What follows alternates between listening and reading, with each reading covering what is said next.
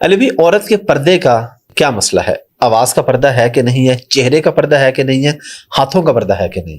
قرآن کا اسلوب تو آپ کو بتا رہا ہے. امہات المومنین کو کہا گیا ہے کہ آپ نے سورۃ الاحزاب سورہ نور پڑھ کے دیکھیں, آپ نے اس طریقے سے لچھے دار انداز میں گفتگو بھی نہیں کرنی, پردے میں بھی. جو لوگ عورتوں کے اس طرح کے پردے کے قائل نہیں, وہ امہات المومنین کے پردے کے قائل ہیں. قرآن میں آیا کہ وہ جو تمہاری مائیں ہیں انہوں نے بھی اپنے بچوں کے ساتھ جو آنری طور پر النبی اولی بالمؤمنین من انفسہم وازواجہم امہاتہم, لچھے والے انداز کے اندر, لچھے دار انداز میں گفتگو نہیں کرنی, کہیں کسی کے دل کا روگ کوئی ایکٹیویٹی پرفارم نہ کرے. کس کے ساتھ؟ ماں کے ساتھ, جو آنری طور پر ماں ہے. بالکل. تو باقی تو پھر شاہی کوئی نہیں نا. یعنی عورت کی گفتگو اس طرح کی نہیں ہونی چاہیے. اس سے آپ کو عورت کے آواز کے پردے کا پتہ چل گیا.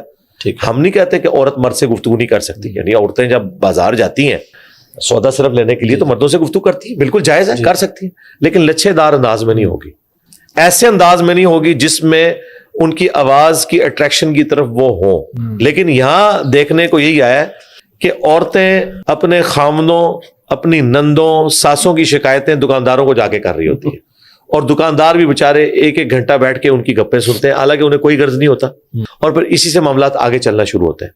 گفتگو کریں لیکن یہ والا معاملہ نہ ہو. باقی عورتوں کا کوئی کام نہیں ہے کہ مردوں کو کوئی درس و تدریس کرے, مرد ہی کریں گے انہیں. سیدہ عائشہ کی مثال دینا بالکل غلط ہے, کیونکہ وہ نبی علیہ السلام کی آئلی زندگی ٹرانسفر کر رہی تھی. ان کے بعد کوئی لیگیسی آگے چلی نہیں ہے کہ کبھی کسی عورت نے مرد کو درس دیا ہو. مرد ہی درس دیتے تھے مردوں کو, اور وہ اپنی عورتوں کو سکھاتے تھے. ٹھیک ہے. تو عورت کو اللہ تعالیٰ نے آنر دی. عورت کا مطلب ہی عربی میں پردے کی چیز ہے. ستر عورت کہتے ہیں آپ اپنے ستر کو, اچھا چھپانے کی چیز. تو رہا چہرے کا پردہ, قرآن کے مزاج میں, قرآن میں ہے کہ عورت کے زیور کی چھنکار بھی باہر نہ سنائی دے زینت کے طور پہ. اس سے آپ کو اللہ کا مزاج تو پتہ چل گیا. جو خدا عورت کے زیور کی چھنکار کو باہر مرد کو اٹریکٹ کرنے کے پوائنٹ آف ویو سے ایک زہر قاتل سمجھتا ہے, وہ زینت کی سب سے بڑی چیز چہرے کو کھولنے کی اجازت کیسے دے گا؟ کہ جتنی احادیث اس حوالے سے پیش کرتے ہیں زیادہ تر کیٹاسٹرافک کنڈیشن کی ہے, میدان جنگ کی, یا آیت پردہ نازل ہونے سے پہلے کی ہے. اما عائشہ سلام اللہ علیہا کی جو افک والی حدیث ہے, جو آپ کے اوپر منافقین نے تہمت لگائی تھی برائی کی, اس میں الفاظ ہیں کہ نبی علیہ السلام نے ایک صحابی کی ڈیوٹی لگائی ہوتی تھی کہ جب وہ قافلہ آگے موو کرتا تھا تو وہ پیچھے چھوٹ جانے والے سامان کو ریٹریو کرتے تھے کہ کوئی بھول نہ جائے. اور اسی چکر میں وہ آئے تھے. اما عائشہ کا ہار گم گیا, اور چونکہ ہودج میں بیٹھے ہوئے پتہ نہیں چلتا تھا, وہ آگے چل پڑے. اما عائشہ وہیں پہ بیٹھ گئیں, اور وہ کہتی ہیں میں نے اپنے اوپر یوں پردہ کر لیا اور مجھے اونگ آ گئی, اسی دوران میرے چہرے سے پردہ ہٹ گیا. اور اس صحابی نے جب وہ سامان کی تلاش میں ہے تو دیکھا میں بیٹھی ہوئی ہوں, تو انہوں نے بلند آواز سے پڑھا انا للہ و انا الیہ راجعون. وہ کہتی ہیں میں نے فوراً اپنا چہرہ ڈھانپ لیا. اما عائشہ کے الفاظ ہیں انہوں نے مجھے پہچان لیا کیونکہ آیت پردہ نازل ہونے سے پہلے انہوں نے مجھے دیکھ رکھا تھا. لہٰذا بخاری مسلم کی حدیث یہ بتا رہی ہے کہ اما عائشہ آیت پردہ کے بعد پردہ کرتی تھی, حالانکہ وہ ماں ہے. پوائنٹ ٹو بی نوٹڈ, ماں ہو کر جن کے ساتھ نکاح ہمیشہ کے لیے بین کر دیا ہے. قرآن میں سورۃ الاحزاب میں ہے کہ اللہ کے نزدیک بہت بڑا جرم ہے کہ نبی کی وفات کے بعد ان کی بیویوں سے کوئی شادی کی کوشش کرے, یہ امت کی ماں ہے. اچھا, اور پھر دیکھیں اس مرد کو اللہ نے کیا آنر دی. اسی مرد کے ساتھ منافقین نے یہ برائی والا معاملہ جوڑا تھا, اور اللہ تعالیٰ نے اسے جوانی میں موت دی. اس کی شادی بھی نہیں ہوئی, وہ کمارا گیا دنیا سے.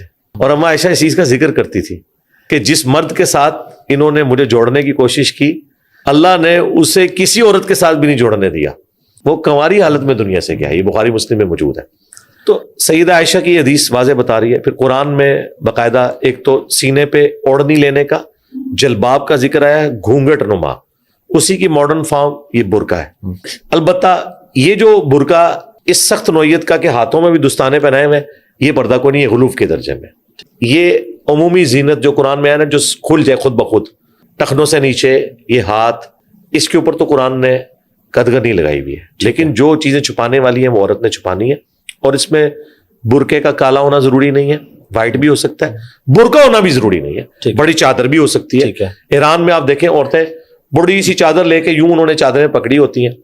اب رہا چہرے کا پردہ, ہمیں یہ بات ماننے میں کوئی آر نہیں ہے کہ ہمارے اسلاف میں فقہا میں چہرے کے پردے کے حوالے سے اختلاف تھا.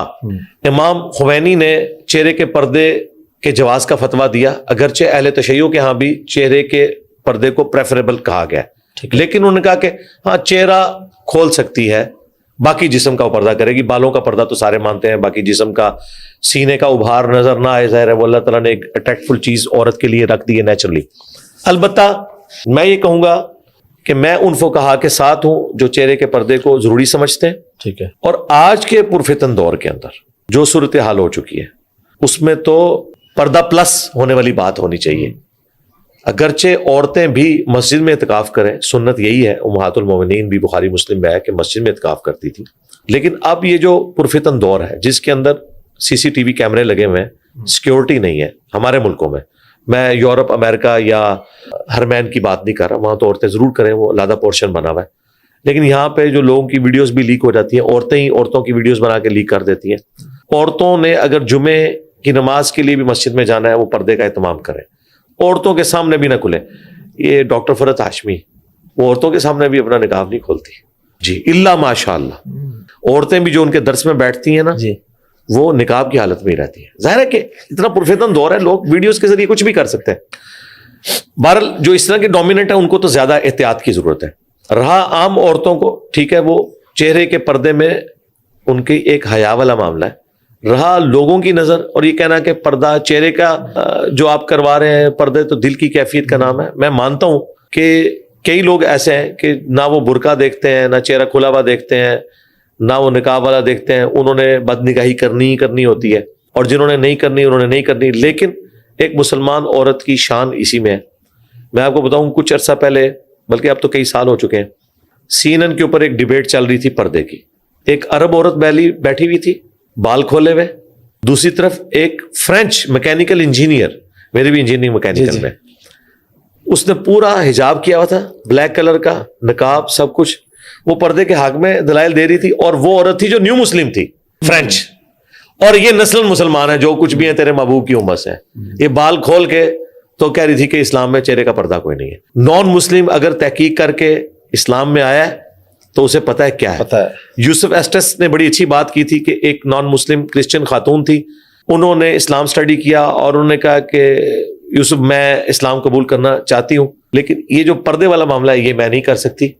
تو وہ کہتے ہیں کہ میں نے اسے کہا کہ تم اسلام قبول کر لو, انشاءاللہ بعد میں اللہ نے توفیق دی تو کر لینا. تو اس نے آگے سے کہا کہ میں نے قرآن سٹڈی کیا ہے, میں نے احادیث پڑھی ہیں, کیا میں اللہ کا یہ والا حکم اپنی مرضی سے چھوڑ کر مسلمان رہ جاؤں گی کہ اپنی مرضی کے حکم کو میں مان رہی ہوں. اسلام تو نام ہی ہے, سبمٹ یور ول ٹو اللہ, اللہ کے حوالے کرنا اپنی مرضی کو. وہ کہتے ہیں میں اتنا شرمندہ ہوا کہ دیکھو یہ بھی مسلمان نہیں ہوئی, اسے یہ پتا ہے کہ اگر خدا کو ماننا ہے پھر خدا کی بھی ماننی ہے. انہیں کیا پتا کہ یہ پاکستان میں کروڑوں لوگ ہیں جو کہتے ہیں کہ خدا کی ماننے کی ضرورت نہیں, جو کچھ بھی ہے تیرے محبوب کی امت سے. خیر 6 مہینے بعد وہ ایگری کی. یوسف ایسٹس نے اس وقت کہا کہ آپ ابھی کلمہ پڑھ لیں, لیکن اس نے نہیں پڑھا. شرعی مسئلہ وہی ہے جو یوسف ایسٹس نے بتایا, کیونکہ زندگی موت کا پتہ نہیں. جی بالکل, یہی ان کو کہنا چاہیے تھا.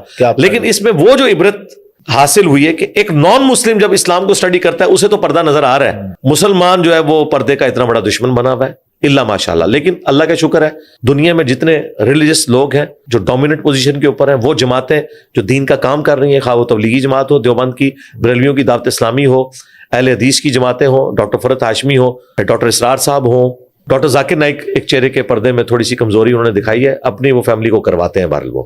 باقی تو اوور آل کلچرل مسلمانوں میں نسل در نسل یہ چیز چل رہی ہے, اور میں اسی موقف کے ساتھ ہوں کہ چہرے کا پردہ ہونا چاہیے. میری وائف شادی سے پہلے نہیں کرتی تھی, تو میں نے شادی سے پہلے ہی شرط رکھی تھی. اور جن لوگوں کو شوق ہے نا ان کی بیویاں پردہ کریں, یہ سارے معاملات شادی سے پہلے طے کرنے چاہیے. شادی کے بعد اگر آپ زبردستی کرنے کی کوشش کریں گے تو بعض اوقات اختلاف اس لیول پہ بڑھ جاتا ہے کہ علیحدگی ہو جاتی ہے. تو آپ ایسی جگہ پہ ہاتھ ہی نہ ڈالیں جو آپ کے مزاج کے لوگ نہیں. یہاں کئی مذہبی لوگ ہیں, ہاں وہ لوگ جو بعد میں یعنی ایک ریلیجن کے راستے پہ آئے ہیں وہ اپنی بیویوں کو پھر سپیس دیں, کیونکہ ان کی بیویوں نے اس وقت ان سے شادی کی تھی جب وہ اس طرح اپنے کریکٹر سے منوائیں. کچھ عرصہ گزرے گا, امید ہے انشاءاللہ تعالیٰ قبول کر لیں.